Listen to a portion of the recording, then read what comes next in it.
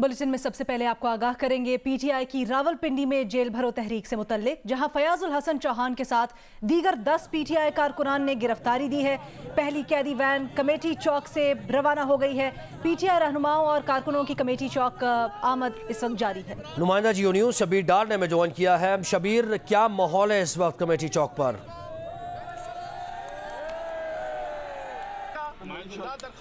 शबीर, आपको आवाज आ रही है? बताइए क्या माहौल है इस वक्त पीटीआई कारकुनों, कितनी गिरफ्तारियां दी हैं अभी तक? तादाद मौजूद है और अब से थोड़ी देर पहले साबिक एमपी फयाजुल हसन चौहान ने यहाँ पर पहली गिरफ्तारी दी है अपने 10 कारकुनान के साथ, और पुलिस उनको कैदी वैन में लेकर यहाँ से रवाना हो गई है। इस वक्त साबिक वजीर दाखिला शेख रशीद अहमद कमेटी चौक पर पहुंच गए हैं। लाल हवेली से वो एक बड़े काफले की सूरत में लाल हवेली से कमेटी चौक पहुंचे और इस वक्त वो कमेटी चौक पर कारकुनान के दरमियान मौजूद है। वो अपनी गाड़ी के सनरूफ से बाहर निकले हैं और कारकुनान ने उन पर बत्तियां निछावर की है। ताहम दीगर जो कायदीन है जिला रावलपिंडी पीटीआई के, वो उनमें से अभी तक कोई नहीं पहुंचा है। सिर्फ फयाजुल हसन चौहान पहुंचे थे। उन्होंने अपने 10 कारकुनान के हमरा गिरफ्तारी देकर पुलिस उनको यहाँ से लेकर रवाना हो गई है। कारकुनान की आमद का सिलसिला जारी है। पुलिस ने भी अपनी तैयारियां मुकम्मल रखी हैं। करीबन 7 से ज़ायद कैदी वैन यहाँ पर पहुँचाई गई है। इसके अलावा जो दीगर कानून नाफिज करने वाले इदारे हैं उनका अमला भी यहाँ पर पहुँचा है। रेस्क्यू 1112 का अमला भी पहुँचा है। एलीट फोर्स भी यहाँ पर पहुँची है। लेकिन यहाँ पर अभी तक सिर्फ फयाजुल हसन चौहान और साबिक वजीर दाखिला शेख रशीद अहमद पहुंचे हैं। फयाजुल हसन चौहान को पुलिस यहाँ से लेकर रवाना हो गई है। शेख रशीद इस वक्त कमेटी चौक पर कारकुनान के दरमियान मौजूद है और इस वक्त वो कारकुनान से गुफ्तगू कर रहे हैं। कारकुनान से गुफ्तगू कर रहे हैं। शेख रशीद कमेटी चौक पर मौजूद है। शबीर, ये भी बताइएगा पुलिस की यहाँ पर क्या हिकमत अमली है? क्या बस वैन्स खड़ी हैं, उनके दरवाजे खोले हुए हैं, या जैसे हम कल मनाज़े देख रहे थे पेशावर से ऐलान भी किया जा रहा है कि अगर कोई गिरफ्तारी रज़ाकाराना तौर पर देना चाहते हैं तो आकर बैठ जाए?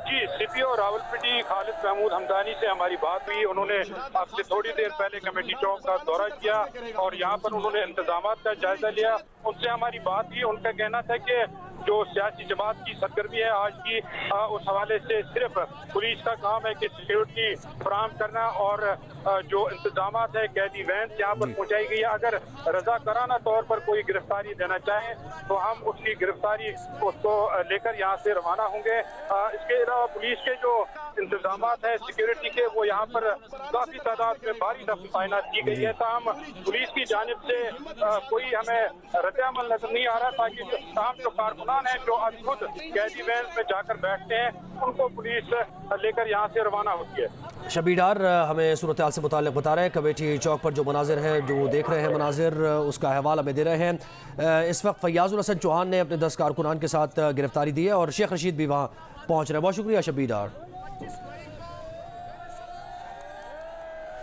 रावलपिंडी में आज पाकिस्तान तहरीक इंसाफ की जेल भरो तहरीक है। इससे मुतल्लिक आपको हम मुसलसल अपडेटेड रखेंगे। अभी आगे बढ़ते हैं और सुप्रीम कोर्ट में जो अहम समाअत हुई उससे मुतल्लिक आपको बताएं।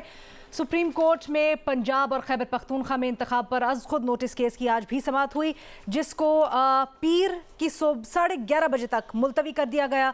फारूक एच नाइक ने इंतखाबात में ताखीर के अज़ खुद नोटिस पर फुल कोर्ट बनाने की इस्तदा की है। फारूक एच नाइक ने PDM जमातों का मुश्तरका तहरीरी बयान अदालत में पढ़कर सुनाया। पाकिस्तान पीपल्स पार्टी, नून लीग और JUI का मुश्तरका तहरीरी बयान अदालत में पेश कर दिया गया। मुश्तरका तहरीरी नोट में कहा गया है कि जस्टिस मज़ाहिर नकवी और जस्टिस एजाजुल एहसन पहले ही गुलाम महमूद डोगर केस में इस मामले को सुन चुके। इस्तदा है कि जस्टिस एजाजुल एहसन और जस्टिस मज़ाहिर नकवी खुद को अज़ खुद नोटिस से अलग कर लें। फारूक एच नाइक ने गुलाम महमूद डोगर केस में दोनों जजेस का फैसला पढ़कर सुना दिया। दोनों जजेस नून लीग और JUI के किसी भी मुकदमे की समाअत न करें। फारूक एच नाइक ने कहा कि डोगर के सर्विस बेटे में ऐसा फैसला आना तशवीशनाक है। फारूक एच नाइक ने जस्टिस जमाल बंदोखेल का नोट भी पढ़ दिया और कहा कि दोनों जजेस अपनी राय का इजहार डोगर केस में पहले ही कर चुके हैं। चीफ जस्टिस ने अटॉर्नी जनरल से कहा कि अटॉर्नी जनरल साहब, आप केस की तैयारी करें। फारूक एच नाइक ने कहा कि पहले बेंच की तश्कील और इस पर एतराज़ात का मामला हल होना ज़रूरी है। बेंच की तश्कील का मसला हल होने के बाद केस के काबिल समाअत होने का मामला आएगा। चीफ जस्टिस ने रिमार्क्स दिए कि 16 फरवरी को फैसला आया और 22 फरवरी को अज़ खुद नोटिस लिया गया। अज़ खुद नोटिस लेना चीफ जस्टिस का दायरा इख्तियार है। आर्टिकल 184(3) के साथ स्पीकर्स की दरखास्तें भी आज समाअत के लिए मुकर्रर हैं। अदालत स्पीकर की दरखास्त में उठाए कानूनी सवालात भी देख रही है।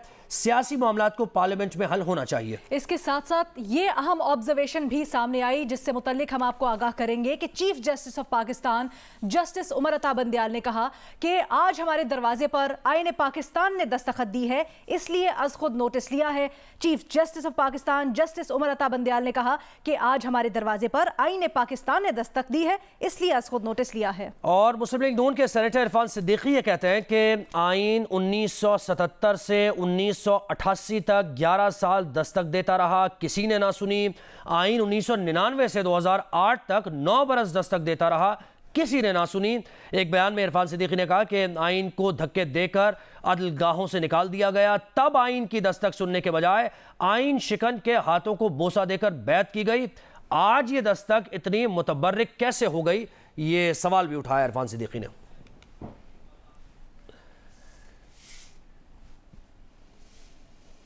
दूसरी जानिब वजीर दिफा ख्वाजा आसिफ ने कौमी असम्बली में इजहार ख्याल किया और कहा कि सुप्रीम कोर्ट में जेर समात मामला 9 जजेस का नहीं, फुल कोर्ट का मुतकाजी है। आईनी बहरान आर्टिकल 63 रीराइट करने का नतीजा है। पिछले 8 माह में अदलिया ने जो हालात पैदा किए हैं उसका अजाला करें। कल सजेस्ट बेंच की तरफ से किया गया 2 सूबाई असेंबलियों की जो डिसोल्यूशन हुई है उसको क्यों ना एग्जामिन कर लिया जाए कि वो जो डिसोल्यूशन हुई है वो सही है या गलत है, या उससे पीछे चले जाएं जब 63A रीराइट किया गया है, तजावज किया आला अदलिया ने, डायरेक्ट उसका रिजल्ट है जो इस वक्त कॉन्स्टिट्यूशनल क्राइसिस जो हम फेस कर रहे हैं। मेरी दरखास्त है अदालत उज़्मा के आगे पूरे कोर्ट का बेंच बना के जो है पनामा से स्टार्ट करें। जिस तरह 4 साल के बाद PMLN की हुकूमत जो है वो फारिग की गई नवाज शरीफ की और उसको ताहयात जो है डिस्क्वालीफाई किया गया और सारे जो पनामा का जो मलबा है उसको फेस कर रहा है, उस वक्त से ये स्टार्ट होना चाहिए। हमारी एस्टेब्लिशमेंट में भी अपना रोल रिकॉर्ड का हिस्सा बन चुका है पिछले 7-8 महीने में कि उनकी कन्फेशंस मौजूद हैं कि हमने उसमें मुदाखलत की। जजों की भी जुडिशरी भी कन्फेशन मौजूद हैं कि वहां पे तजावुज हुआ था उस केस के अंदर। इस मुल्क के साथ जो आईनी और कानून के लबादे के अंदर जो इस मुल्क के साथ और खुसूसन सियासी बरादरी के साथ जो ज्यादती हुई हैं, एक ऐसे शख्स को मुसल्लत किया गया जिसने पिछले 4-5 साल के अंदर इस मुल्क को तहवाला कर दिया। मैं नहीं क्रिटिसाइज करना चाहता अगर कोई बेंच पे ऐसे लोग बैठे हुए हैं जिनके किरदार के ऊपर बहुत बड़ा जो है हाशिया लग गया हुआ है, सवालिया निशान लग गया हुआ है, लेकिन अगर पूरा कोर्ट जो है उसके ऊपर बैठ जाता है तो मैं समझता हूं ये चीजें जो हुई हैं पिछले 8 महीने में इनकी रीड्रेसल हो सकती है। और इसके साथ साथ वज़ीर दिफा ख्वाजा आसिफ से अमरीकी सफ़ीर डोनाल्ड ब्लूम ने मुलाकात की है। मुलाकात में बाहमी दिलचस्पी के उमूर, 2 तरफ़ा ताउन पर तबादला ख्याल किया गया। मुलाकात में ख्वाजा आसिफ ने खित्ते में मुस्तहकम और खुशहाल अफगानिस्तान की अहमियत को उजागर किया। ख्वाजा आसिफ ने कहा कि दुनिया को पाकिस्तान के किरदार और इलाकाई अमन सलामती की कोशिशों को तस्लीम करना चाहिए। ख्वाजा आसिफ ने अमरीकी हुकूमत के साथ हुकूमती फोरम पर राब्तों पर भी गुफ्तगू की। फरीकैन ने इत्तफाक किया कि कौमी और इलाकाई सलामती एक अहम और मुश्तरका मौजू है। तहरीक इंसाफ ने ऑडियो लीक मामले पर जुडिशल कमीशन बनाने के लिए हाई कोर्ट से रुजू कर लिया है। PTI सेंट्रल पंजाब की सदर यास्मीन राशिद ने दरखास्त दायर की है। मजीद तफसीलात जानते हैं अपने नुमाइंदे शाहिद हुसैन से। शाहिद, क्या ग्राउंड्स बताए गए हैं? जी, जो यास्मीन राशिद ने दरख्वास्त दायर की है इसमें उन्होंने अपनी जो ऑडियो टेप है उसको लीक किए जाने को उठाया है और साथ ही साथ जो दीगर रहनुमाओं की टेप्स जो मंजर आम पे आई हैं उनको भी अपनी पिटीशन के अंदर जो है वो लिखा है कि उनकी टेप्स जो मंजर आम पे आ रही हैं ये बुनियादी हकूक की खिलाफ वर्जी है। लेकिन और यास्मीन राशिद ने अपनी पिटीशन के साथ साथ जो उनकी ऑडियो टेप हुई है जो नशर की गई है उसकी ट्रांसक्रिप्ट को भी दरखास्त का हिस्सा बनाया है और अदालत से इस्तदा की है कि इसके ऊपर एक जुडिशल कमीशन बनाया जाए ताकि ये पता किया जाए कि ये ऑडियो टेप्स जो हैं ये कौन कर रहा है, इनकी टैपिंग कौन कर रहा है और ये लीक क्यों की जा रही हैं। बहुत शुक्रिया शाहिद तफसीलात के लिए।